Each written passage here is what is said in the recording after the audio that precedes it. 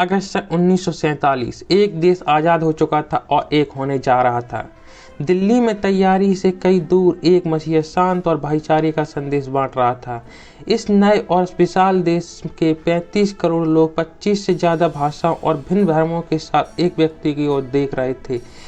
ये वो शब्द और विचार थे जो देश की दिशा तय करने वाले थे और सामने थे देश के पहले प्रधानमंत्री पंडित जवाहरलाल नेहरू। दोस्तों, आज हम इन्हीं के बारे में बात करेंगे।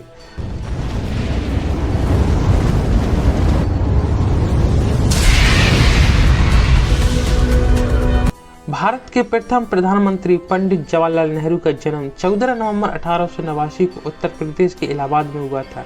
इनकी माताजी का नाम शुभरूप रानी नेहरू था और पिता का नाम मोतीलाल नेहरू था।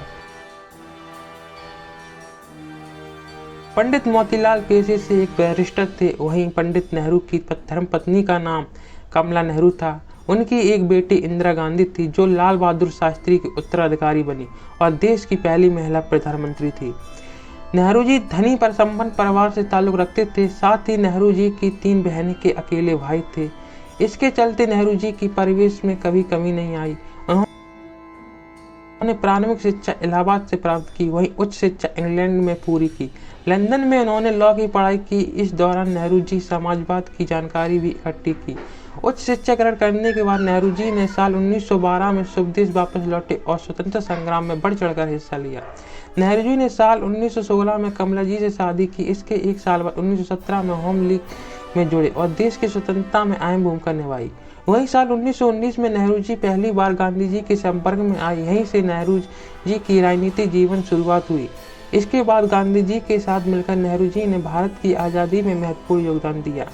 इतिहासकारों की माने तो लाहौर अधिवेशन के अंतर्गत पंडित जवाहरलाल नेहरू ने पहली बार 31 दिसंबर 1929 को रावी नदी के तट पर तिरंगे को 12 बजे रात में फहराया था।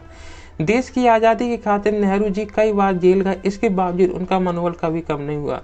नेहरू जी की बच्चों को बेहद लगाव था। वे बच्चों के गुलाब के फूल मानते थे। इसके चलते बच्चे भी उन्हें प्यार से चाचा कहते थे। देश की आज़ादी के बाद उन्होंने सर्वसम्मानित से देश के प्रधानमंत्री चुने गए। उन्होंने लंबे समय तक देश की सेवा की। विश्व पटल पर भी नेहरू जी को प्रखर नेता कहा जाता था। 27 में 1964 को चाचा नेहरू पंचतंत्र में विलीन हो गए। उनके जन्मदिन को हर साल बाल दिवस के रूप में मनाया जाता है।